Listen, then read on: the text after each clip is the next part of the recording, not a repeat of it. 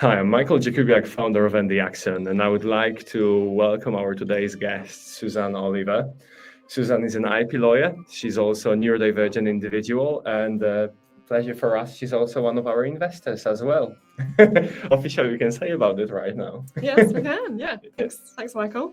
How are you today, Suzanne? Crazy day, but I'm doing all right. Thanks, Mike. Good to hear. It's always crazy a bit, isn't it? It is. When you're neurodivergent, especially. Oh, yeah. Yeah. This is a particularly crazy day, though. Yeah. Yes, every day is a crazy day.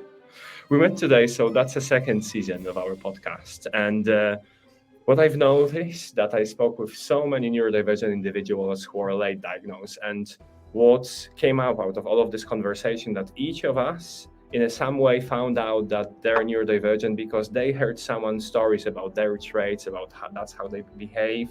And that's what triggers very often your curiosity, that you want to explore the topic and find out what's going on with you. What's special about you? So that's why I decided to start the second season with Suzanne, our first guest, to tell stories, to tell who we are, how we function, what's our traits, because I really hope that it sparks in you something so you can explore a bit more about yourself, because every single research says that even if you don't want to know, but you find out that you're neurodivergent, there are only positives coming out of it. So that's the purpose of it. That's why we're meeting, and that's why probably you hear a couple of times from me in the next couple of months. Beautiful, Suzanne. So if you can tell me, how did you find out that you're neurodivergent, and what conditions, if you want to disclose, what's going on with you? What's special about you? Lots of special things about me. Thanks, Michael. But technically, I found out when I was diagnosed in November last year, so 2023. That's when I actually got the diagnosis appointment, and then it was confirmed straight away on that diagnosis appointment. I actually burst into tears because I was just so happy. It'd been 5 years on the waiting list. I'm pretty sure that you are and you were neurodivergent, but until you get that letter confirmation, you still have doubts, because some people still say things to me like, not you, it can't be you, because I think a lot of people have this view that autism, which is what I have, is for young boys and they behave in certain ways, and certainly not in girls, and certainly not in women with extremely successful careers. So I still get a lot of doubt, but having it kind of written down really helped me kind of through that process. I knew way back before the 5 years, I think probably going on for about 8 or 9 years now. Mm-hmm. A colleague of mine who's an astrophysicist had come in one day into the office and said she'd done like an online test, and many online tests, and she'd scored really high, and joked that it said, go and see your GP because you may be neurodivergent. And I was like, whoa, there's an online test for this. I have to do it. Just as you say, out of curiosity as to like what score I would get. And I remember filling in the questions, and I remember reading the questions thinking, yeah, that's me. Yeah, that's me. Yeah, that's me. Ooh, yeah, that's me. And then, of course, the score popped up, and it was kind of borderline, which I am. I mean, I'm, they don't like this term, but I'm sort of high functioning autism. Obviously, I've got a good job, and I've got a family, and I've got myself here on time today and everything. So I'm sort of societally functioning. But there's lots of things I struggle with. And I think that's the important thing to understand with neurodiversity is it's not, in most people, it's not the perception that we have about, you not being able to kind of make eye contact, or you're nonverbal. I mean, there's a lot of children that are like that for sure, and adults. But I think in the wider population, it just means that you find some things more difficult than others, but also that you have certain superpowers as well. So, what did you identify as your superpower? Oh, I mean, there's the obvious ones that came out when I was at school, Mm. really crazy memory, almost photo-like memory. I remember you were sorry for interruption. I remember you were saying, how did you swallow books basically compared to Yeah, your so I husband? can swallow books. I can speed read down books, which really annoys my husband, who's dyslexic, who struggles with reading. And my sister is dyslexic, and she struggles as a child. So I can read, a book on a plane, no problem. That's pretty cool. Yeah, and my husband never used to believe I could do it, and then I say to him, ask me what the text says on page 35, and he would ask me, and I'd be able to give him a good précis of the text on page 35, biatch basically. But highest results at school, called the SWAT, called all of the names, bullied for being super bright, super academic. But one thing resonated with me, which is why I never thought that was a particular superpower, is my primary school teacher, when she gave some feedback to my parents, said, she's the brightest girl in the class, but ask her to count from 1 to 10 and she'll make a mistake. So for me, that was evidence that I couldn't be something special because I make mistakes. Didn't tell me at the time, now I know, that there's also ADHD there as well. So I am what is now called ADHD, so a combination of autistic and ADHD. And those two things together, some of them counteract the negatives, and some of those traits accentuate the positives. And so when I look at the Venn diagrams of autism and ADHD, I was always a bit of each. To the point when I got my diagnosis, I was crying, and the lady was super kind. She said, "Why are you crying?" I said, "Well, because I know I have traits in both autism and ADHD. I thought I fell down the gap and therefore wouldn't be diagnosed as either." And she sort of slammed her hand on her head and went, "No way." And I went, "Yes way." And she said, "No, it doesn't work like that, my darling." She said, "It just means you have a bit of each." And I think that's as well has sort of played into those superpowers and played into those areas that I struggle with, I think it's worth to add to this that what you said, when you've got one neurodivergence, it usually comes in pairs. It's not a rule, but they usually does. So they usually do so. Yeah, I mean, I'm not surprised. I've got some of the comorbidities as well that came through in the diagnosis procedure. It's not just how you deal with life day to day and your kind of wacky traits and your superpowers. It's also what's going on in your body as well. So I'm hypervigilant. I've always known that. I didn't know I was different in that. I'm really sensitive to touch, really sensitive to smell, lights, so it's a bit bright for me in here, but don't worry about it, Michael, I can cope for an hour. Thank you. Sound, so you name it. See us better. And because of the vigilance, which is the amygdala firing in the back of your brain, I create a lot of cortisol and adrenaline more than normal. So I'm always kind of on the alert. On the alert, yes, that's what hypervigilance means. And that means that those hormones in my stomach have destroyed my stomach lining over years until I managed to calm them down. So I've got IBS. I get a lot of immune inflammations because my immune system's constantly being bombarded with these kind of reactions to the world. So I get a lot of migraines, a lot of skin rashes, IBS. I've basically been checked for arthritis in the past because I get joint pains, and all of this really long history of kind of just rumbling, kind of health issues that really weren't kind of something or nothing. Kind of look back and I go, I've been basically kind of surviving the stress life that we live in, for 50 years now, and that's the sort of part where I find difficult is just actually kind of coping with the day-to-day, making a cup of tea, that kind of thing. So what did you find? What did you find in your behavior, like past diagnosis? So is it what improved, or how did it change for you? Yeah, well, I think the diagnosis itself was the validation, and so you put to bed all of that worry, because a lot of autistic people have high anxiety, which I've just explained is the vigilance, but it does create a lot of worry as well. We lose our brains in cycles of kind of thoughts, they're called runaway thoughts or intrusive thoughts. It's constantly running around. Running around in your head. So, And it's not like it's not like with the neurotypical brain. So I thought that everyone does this. Me too. Yes. Mm-hmm. It's not when your thoughts running in your head constantly. It's difficult to switch this off. Yeah. That's one of the indicators that maybe you should try to find this online test and explore a bit more what's going on with you.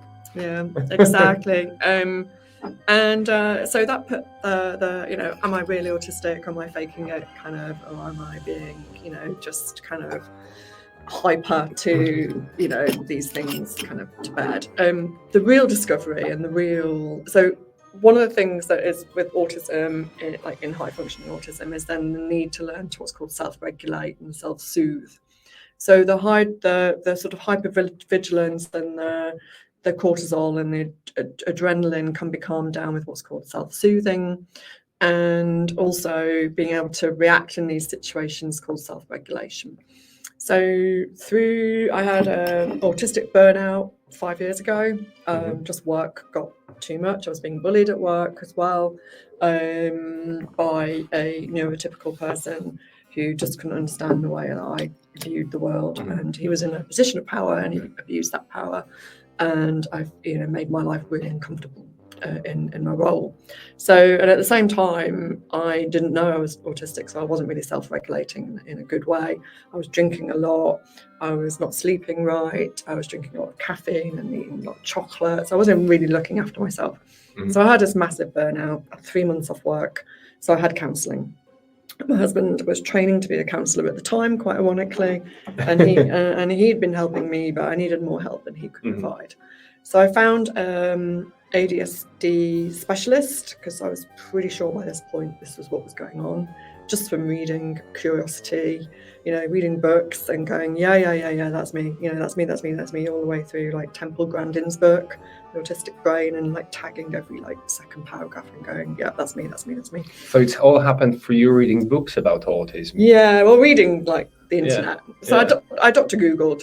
Sure. Dr. Google. I was like, that's me. Who's not guilty? I've had every like syndrome, every like, I've sort of self-diagnosed myself with like a zillion different syndromes up to now, because I think again that's like curious brain. I absolutely agree. You need to absorb super amounts of information, otherwise I get bored. If I'm not absorbing information on a daily basis and really, almost drowning out those kind of self-created thoughts by new thoughts coming in. Yeah. So through working with Sam for 18 months, I was a long-term patient of my wonderful counsellor Sam. He would not diagnose. Counsellors do not diagnose. And so every time I said, "Oh, that's a bit autistic of me, isn't it?" He said, "Well, I can't comment on that, Suzanne. But if that's the way that you want to see it, then that's okay." But he helped me build those self-regulation. He helped me to self-love again, which sounds all a bit kind of, I'm going to focus on me and self-love me. But actually, it's a really important part of self-regulation and self-care is self-love. Well, I'd lost that a bit. I was really beating myself up for not being a good mum, not being a good employee, not being a good wife. And why is that? Because we all stick to these frames, given by the society that you need to do X, Y, and Z in every single bracket you fall into. Yeah, you can't wear a Batman t-shirt every day if you want to, I know. I wish I could actually sometimes, take the same t-shirt, 5 different versions, and just wear it every day at work. And I say that to people and they're like, "Why don't you?" And I'm like, well, yeah, because I've now got some self-created rules that even now are difficult to unpick for myself. But there's been a bit of that in the last 5 years, is actually just going, you know what? I am going to do this my way now and not care if people think it's odd. Because I am odd. And nothing's wrong with that. No, nothing's wrong with that. So when you feel like you're sometimes a bit odd, don't worry about it. Like that means that maybe you have some superpowers, like maybe nothing's wrong with you, you're just different. And that's who we are. Like as a neurodivergent people, we process information in alternative ways. So that's why when we've got these brackets, that you need to conform and do like the rest of society do it your own way. Nothing's wrong with your own way. And that's also one of the additional things what I found out, that in terms of masking, that when you're neurodivergent, you act like rest of society you think is acting. That's not like rest of society act. It's come natural to them. They don't need to think about it. So if you need to think about like you need to conform or act like rest of the society, I think that's another indicator which is supposed to cause or spark a curiosity to explore the topic. And it goes further than that, because one of the things I explored with Sam, and one of the things I'm still exploring with my husband and my daughter now, is what are the rules set by society and who sets them. And it's quite interesting when you start to think that way, because, for example, rules about men wearing skirts and wearing pink and wearing fluffy things, that's only a modern thing that says you sort of can't do that. Because if you look back in, even just 200 years ago, Victorian era, or before, down to sort of like the 1600s and 1700s, men's dress was far more flamboyant. I mean, you look at Paris or Italy back in the day, and men would be wearing as brightly coloured clothes as women. Right back to, it was they're not all that... a drag queen show. And it wasn't that long ago that we would dress boys in pink and girls in blue, and when you start to unpick, the fact that the rules we have today are nebulous. They don't exist. There's nothing written down that says men have to wear suits to work and women have to wear a dress, whatever. We confine ourselves with these rules, and therefore we need to break them, because it's only by breaking them that we transform society into one that, is more accepting of men wearing dresses and, women wearing whatever the hell they like. My husband's always complaining. He's like, you women, you get to wear far more, variety of clothes. And I'm like, well, you can, wear pink if you want to. Men can wear a dress as well if you feel comfortable to. Exactly. But we set these rules on ourselves. And I think part of my journey has been to understand where these so-called rules are coming from. And they're not coming from anywhere. There is no kind of single beliefs, more like. There is no single sort of fashion police that exists that are going to come up to you and say. And if someone does comment on your clothing in public, you just say, you look particularly dour, my lady. I'm just expressing myself in a way that I want to express myself. So it's difficult in law, which is my job, to really express yourself fully. But I do have colleagues in law, in the area of law that I'm in. So if you could have freedom, what would you wear to work? Imagine you can wear whatever you can. Oh gosh, it'd be quite kind of grungy, gothic-y, and I do have some tendencies, like every now and again I do like put some really big black, like especially in winter. I love it in winter because I really do get that opportunity to kind of grunge out a bit more. I'm a real hater of summer anyway, because summer's all like, to me, summer's all like, pastels and, and linens and pretty dresses. And I'm like, no, give me a Cure t-shirt. Coats. Yeah, a pair of skinny black jeans with rips in the knees and a pair of Doc Martens any day. And I'm like, picking luck, I can see that. Yeah, I thought you were. I can see. I would dye your hair pink as well. Oh, I did. Recently, I went to a friend's festival. They've got a big house down in Cambridge, and they have a biannual festival every year in between the Glastonbury years. They have a festival at their house. They have local bands come. They're doing okay, shall we say? So they have some local bands come and everything. And last year, after my diagnosis, I dyed my this year after my diagnosis, I dyed my hair pink. And my friends were like, "Yeah, Suzanne, Good on you. Good on you. You know, and I wore black jeans and docks rather than the sort of, you know, more festival attire. And I was like, yeah, happy as Larry. Cool. And I think my friends are like, they certainly have seen a massive change in that in terms of my own kind of happiness, just being, you know, more comfortable with who I am in my skin, you know, on a daily basis. And I apologise far less than I did, for sure. You know. Sweet. So I think we need to come to an end. I could talk about this topic all day, I know, which is another neurodiversity trait. But you know what is also neurodiversity trait? Focus. And if we pass certain moments, everyone will disconnect. Yeah. We do part 2. Yeah, we'll definitely do part 2. Okay. I will tell you. So there's I've lost the thought. That's what happens, Michael. That's what happens. I will come back to this. Towards the end, if you think about the most common thing you found out, which thought it's normal, but apparently it's not apparently, but it's a neurodivergent trait. One of the things you identified was very common in your life, which happened to be a neurodivergent trait. What would that be? Oh, that's a good one. I think there's some fundamental ones. I mean, technically, you're autistic if you hit 5 of the DSM-5 traits. So there's a number of different traits. I think the one that I've struggled with my entire life, which has to be the one that I call out first, is that social anxiety one. It's just not understanding those unwritten rules in society. Because back to the point I was just making, is our brains go, where is this rule coming from? And it can be as simple as a group of 8-year-old catty girls in the playground who make up their own rule in order to call you out and leave you out because you don't understand that rule. And then they bully you for it. Oh, you're not wearing your socks this particular way that we've decided we're wearing our socks today. And that's what, you know, unfortunately 8-year-old girls do to each other. And it's not knowing the latest kind of rule that you're supposed to conform to, you know, how to make small talk, how to interject into a conversation between a group of people, just feeling on the edge of society because you don't understand, you know, what is going on around you, really.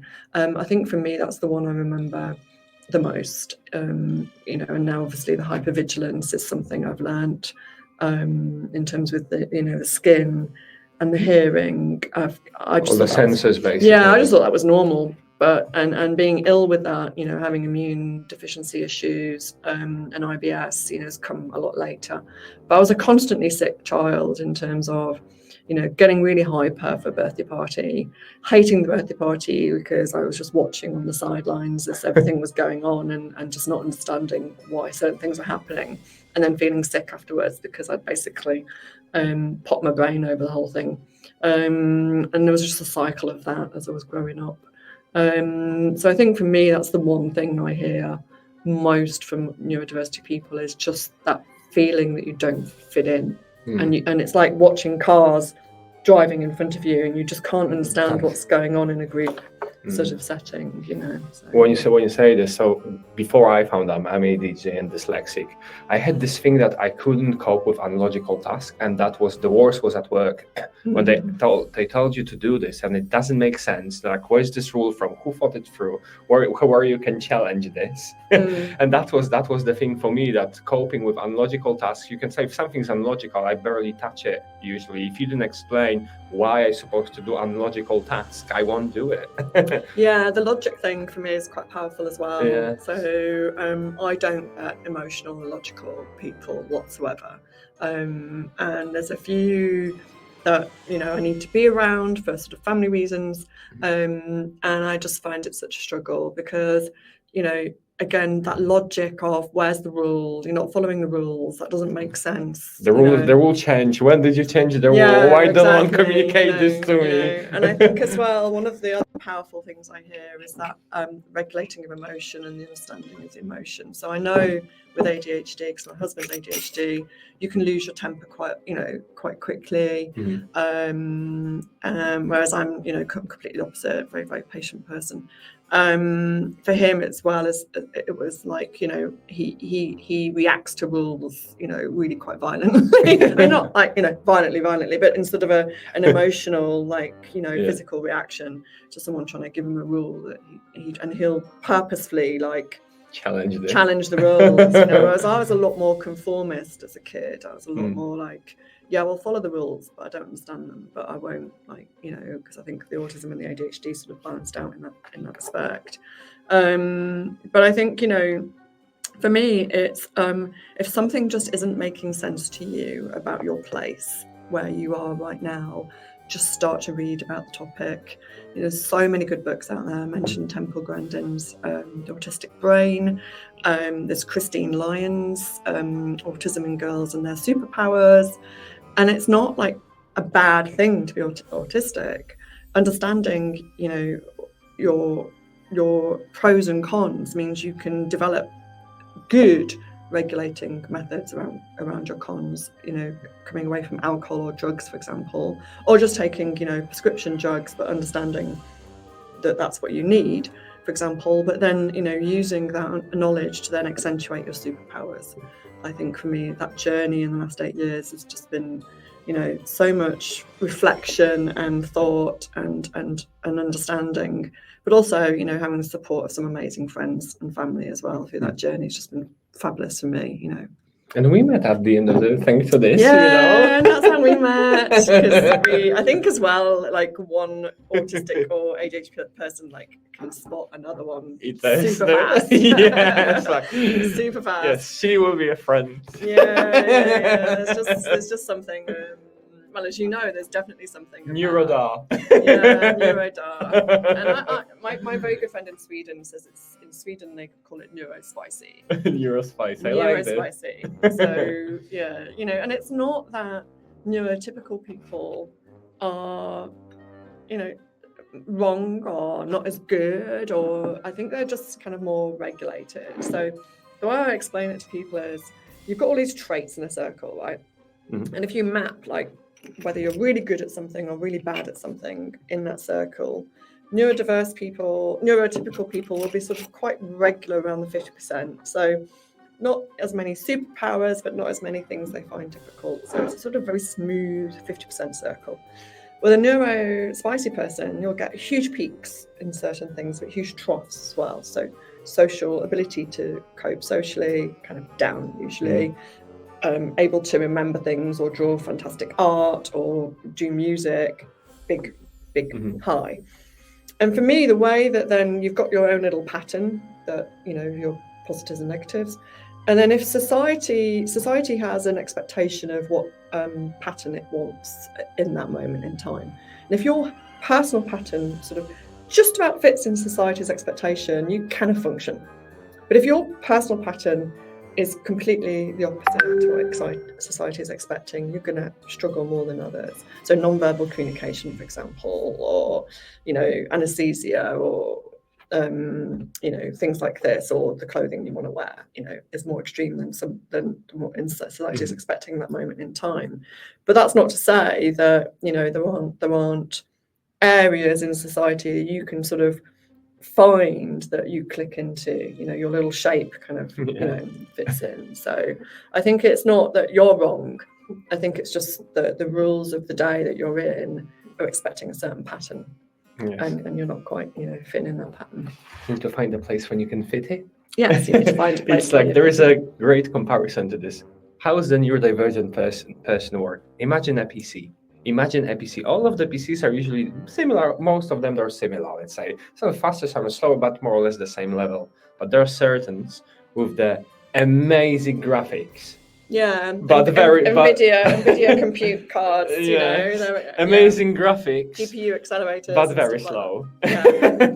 And that's I think how I see neurodivergent people. There are certain things, if imagine a PC, certain things very good, but it compensates that some things were slightly slower, slightly different. Yeah, and because again, an NVIDIA compute graphics card, when it's really produces a lot of heat, right? So, you've got a side effect of that, billions is actually we burn out quite quick. So I know that I need a lot more sleep than the normal person. Some people can't really just don't get their heads around the amount of sleep that I need. It's 8 hours plus a night minimum. 10 hours is quite normal for me. I agree with this. It needs to be 8 hours. You know this, because I'm like, now at the end of the night, I'm like, I'm out of here. I've had enough drink. Michael, I need to go to sleep. Otherwise, tomorrow is going to be an absolute disaster. And I think as well, and yet I know there's some neurospicy people that are quite the opposite. 4 hours is minimum that they need to function. But whoever you are, I think it's about really understanding self, accepting self, warts and all, but be curious. Curiosity, Be curious. yeah. Don't leave it this way. It's not really means that everyone else acting this way. So explore the topic. I really hope that some of these conversations and stories today help you spark maybe a bit of this curiosity that you will now go and spend hours with YouTube and reading books. Yeah. So I wish you that. I wish you to find out good things about yourself, because it's when you find out, it is at the end of the day like a massive burden was lifted out of your shoulders, and this burden will become a superpower, and that's what's the power of this podcast I hope to bring for some people. Thank you very much. Thank you very much, Suzanne. It was lovely having you here, lovely hearing your stories. Looking forward to the part 2 at some point, because there's plenty more to talk about. Oh my gosh, there's so much more. I mean, I still keep reading and learning about it, and there's new theories and understanding of the way the human brain works all the time. So, we used to call it Asperger's. Now we're not calling it Asperger's, because we understand that is just part of DSM-5, and then DSM-5 will adapt and it'll become something else, and then we'll understand why it's being created at this point in our societal history, why so many people are being diagnosed, and and why we as human beings are developing in this way as well. It's absolutely fascinating, the impact of food on our bodies as well, and our atmosphere. My husband does walk and talk, outdoor therapy, and he's studying whether that is particularly helpful for neurodiverse people right now as part of his master's. So we're constantly learning on the topic. It's not a dead topic. And something's new every day. Yeah, and it's not a label either. I mean, certainly don't be worried that you're going to get labelled, because one autistic person is not the same as another autistic person, and we are superhuman creatures. So yeah, I'm super proud. Neurospicy. Neurospicy. Let's end up. Let's for all of the neurospicy people and newly find out neurospicy people, have a good day, and thank you very all for listening.